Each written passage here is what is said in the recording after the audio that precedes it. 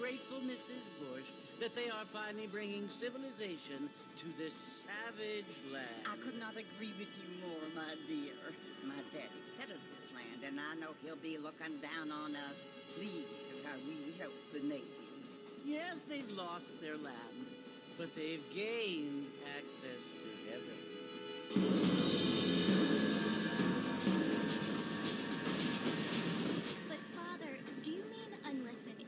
Receives communion, they're destined to go to hell? It hardly seems fair. What I mean to say, Jenny, is that there is a great deal of difference between an innocent and a savage. I never thought of it that way. Yes, they lived like animals, but they're happier now.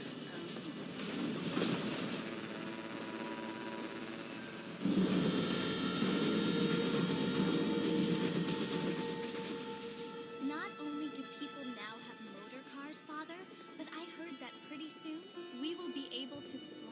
No, only angels can fly, Jenny. No, apparently people can fly. Didn't you hear? Out in Kansas, a man even got a car to fly. I hardly think so, Jenny.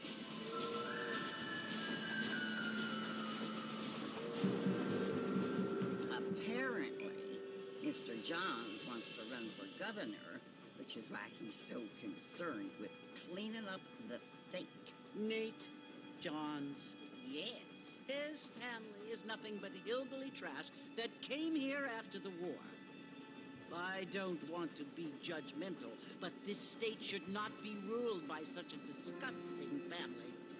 A family without class. Apparently, the Johns family have made a lot of money, and he has a lot of friends in politics. Mrs. Bush, money isn't everything. There are many things that money cannot buy. It seems that money can buy voters, though.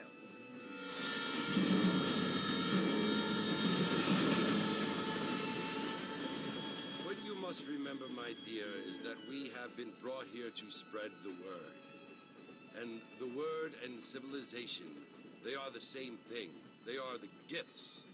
It is the opportunity we have, the chance to live among people who are decent and who do not kill each other, and who let you worship in peace. It's so confusing, Father. Sometimes I find it impossible to make the distinction between a loving act and a hateful one. I mean, they often seem to be the same thing. Yes, Jenny, it is confusing. But you only have to ask me if you need help. Indeed. Well, here we are, Mrs. Bush. Armadillo.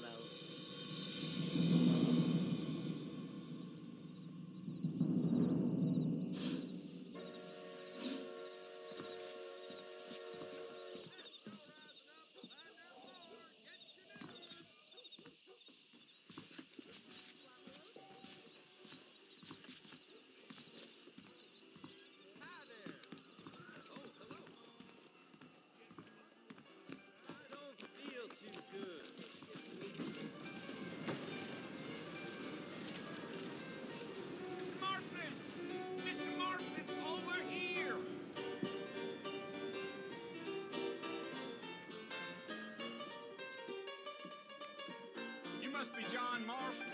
Sometimes. I'm Jake. Your friends from Blackwater hired me to guide you. They ain't my friends, but pleased to meet you, Jake. I got the horses saddled up and ready out front.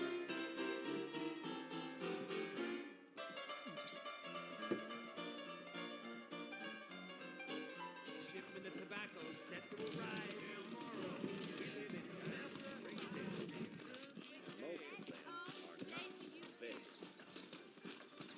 Well, here, let's mount up and hit the trail. Is that right? That's what you keep saying. Easy on the spurs now. We don't need to draw undue attention. Mount back up, Mr. Marston. The sooner we get to the fort, the better.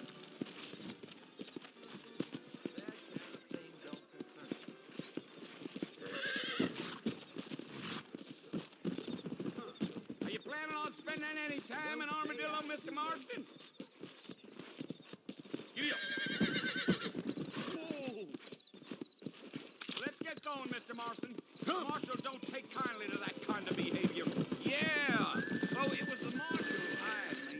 Lee Johnson, do you know him? I think I heard his name. Says he got a telegram from some Blackwater big bugs asking for a guy. I guess it's none of my business. That's right.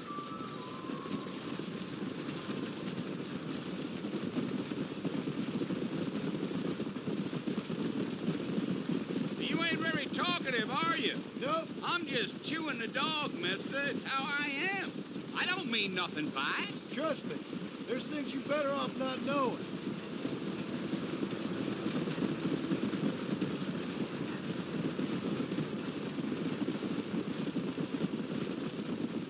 You don't look much like no Blackwater fella. That's because I ain't. If I'm being honest, I don't care much for those highfalutin big city types. Not much at all. Blackwater ain't much of a city. More of a town with illusions, but no, me neither.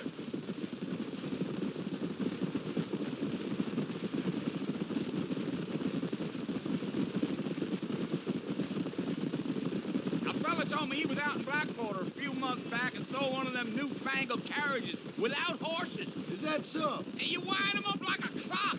Damnedest thing ye ever saw without the aid of liquor, he told me. Times are changing fast. That's for sure. Yeah, yeah. Come on. So who's this friend you're looking for? Nobody you need to concern yourself with. Never you mind all my questions, Mr. Marston. I just reckon you might be barking at a knot heading for the fort. We'll see when we get there. Well, I sure as hell ain't sticking around. Fort Mercer ain't no place for an old man like me to be a dawdling around.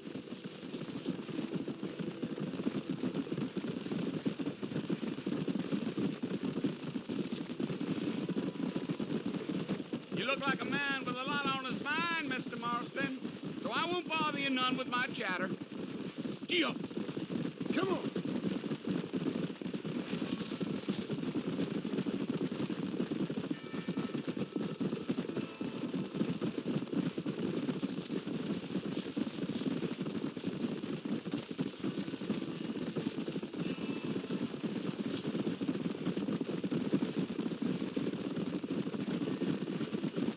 I'll tell you, Mr. Marston, those coyotes eat better than I do. Come on, Mr. Marston, no need for that. Almost there, Mr. Marston, just over this hill.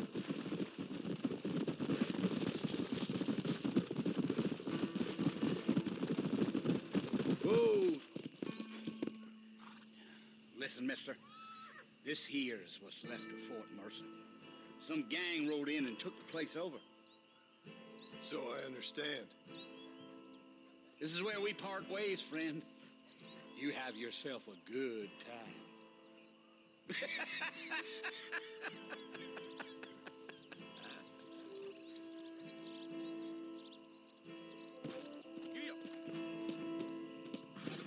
Come on.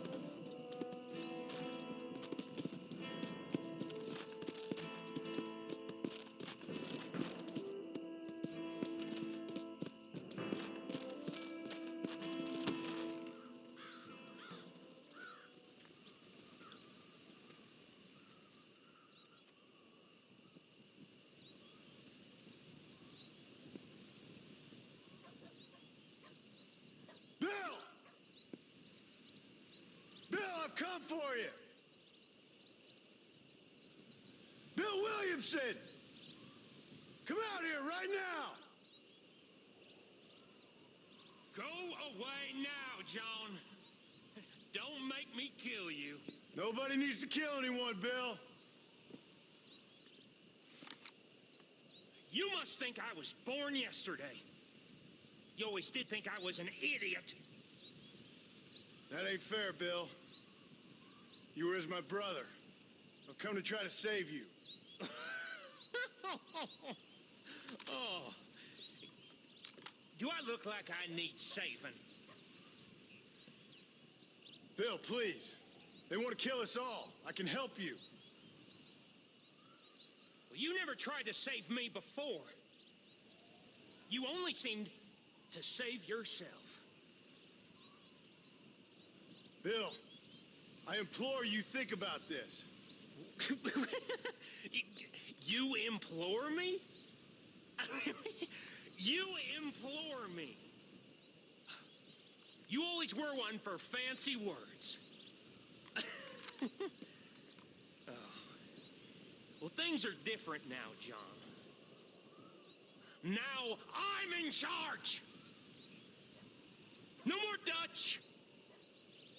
And no more you. Implores. I implores you to go back and tell them to send someone just a little bit more impressive next time. Well? Oh. Poor John.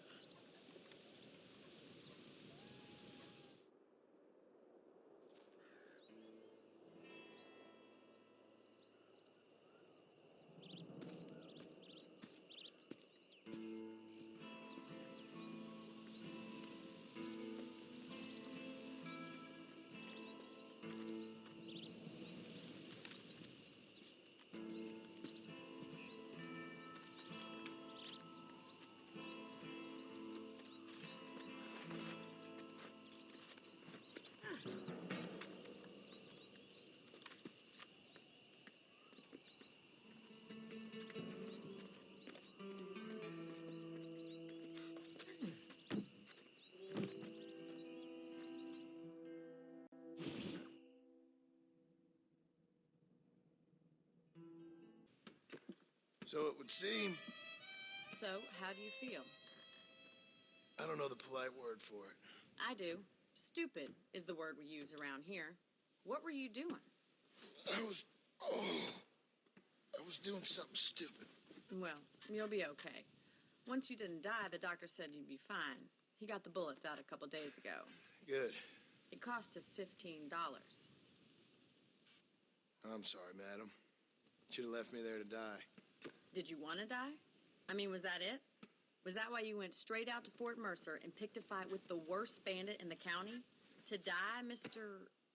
Mr. Marston. John Marston. Bonnie McFarlane. Miss Bonnie McFarlane. Well, you may be right, Miss McFarlane. I don't know. Huh. So what were you doing? Was trying to give Mr. Williamson a chance. For old time's sake. You know Bill Williamson? Knew him. Long time ago. Well, what was he like? Dumb. Just like you. Thank you, miss. See my hat? I have.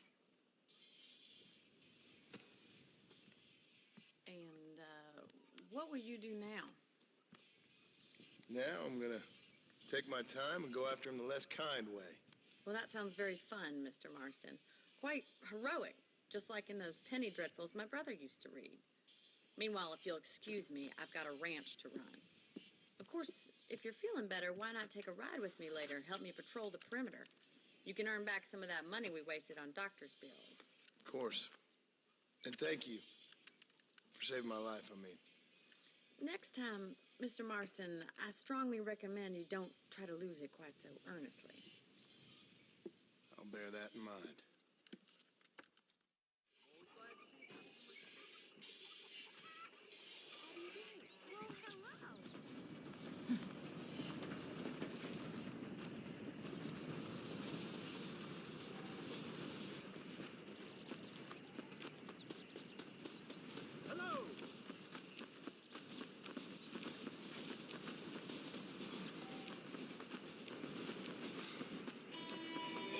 Mr. Marston, back in the land of the living, I see.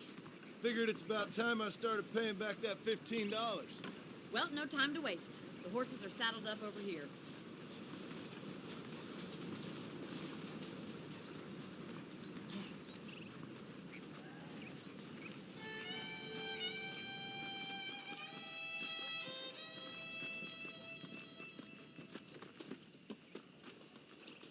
There's the foreman's office.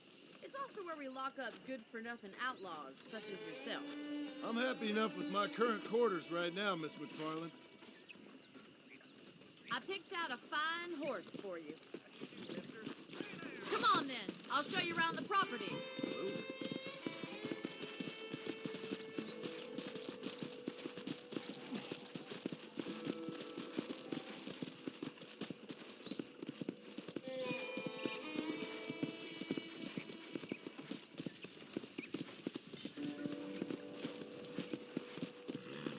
To your right is the general store. You won't find Parisian high fashion, but it's good for the essentials. Very convenient. I don't think I've ever seen a ranch with its own store before.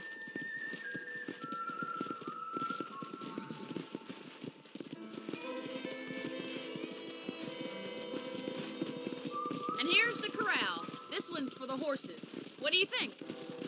How are you? I'm no expert, but it certainly looks like a fine corral. I suspect you've stolen more horses than you've broken. Now, where'd you get such an idea? First impressions are hard to erase. That's the train station. Things sure have changed since the line finally got finished, bringing in all sorts of new folk like yourself. Is that such a bad thing? Change is only good when it makes things better.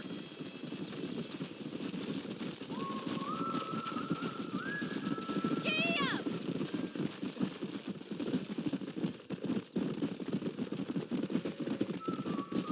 That's the barn over there. Paul built it himself when I was just a little girl.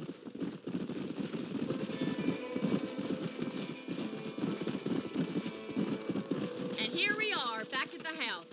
Let's stop for a while before we head out on patrol. You'll get no complaints from me, Miss McFarland. What are you waiting for? Come on, I don't bite.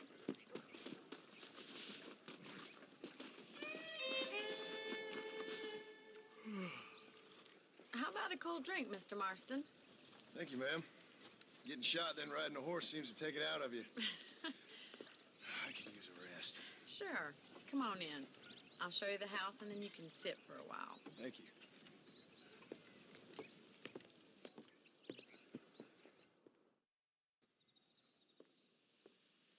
Mr. Marston, Miss McFarland. remember me telling you about the trouble we've been having with rustlers and other undesirables? I do? Will you help me keep watch on the property line this evening? Sure. I want to see just who is trespassing on our land. This is a fine weapon. Come, let's head out. The country is really beautiful at around this time.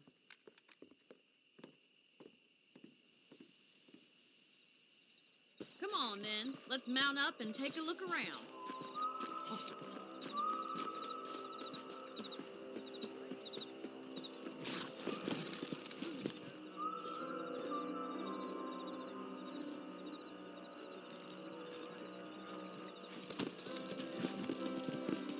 Right. Follow me. Keep your eyes peeled for anything suspicious.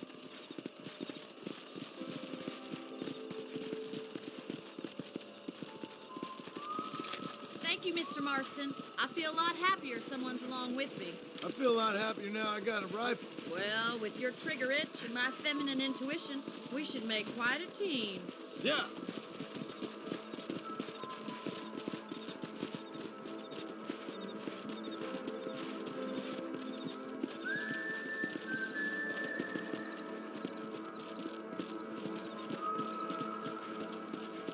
I don't believe it. Those damn rabbits are back. Give me a hand with them, will you? Good shot. Let's see that rifle. I want a couple of these for the pot.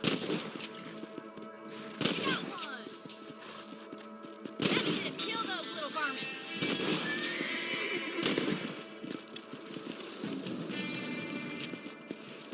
Thank you, Mr. Marston. Looks like we'll be having rabbit stew tomorrow.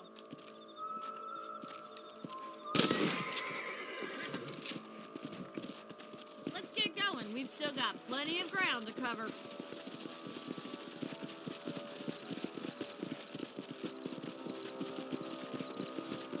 If it's not the rustlers stealing our cattle, it's the rabbits stealing our crops. It ain't never easy living off the land like this. Maybe you should move to a big city. Become a lady of leisure. Look out! Coyotes! Shoot them before they get to the animals.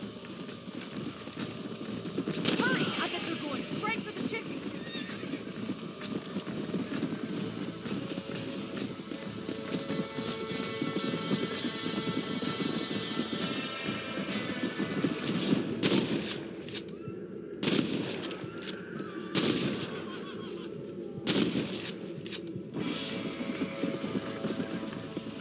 Easy now. Looks like that was the last of the coyotes. Just a shame we had to lose any of the chickens. Come on, I'll show you the way to your room.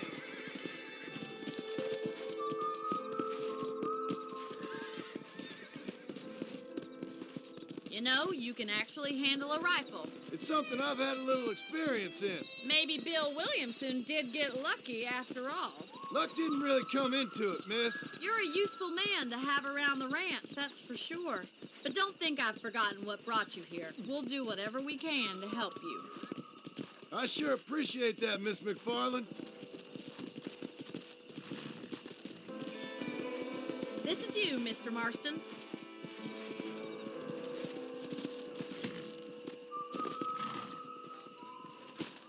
Thank you for your help, Mr. Marston. Makes me kind of happy I saved your life. Get some sleep and I will see you in the morning. Good night, Miss McFarland.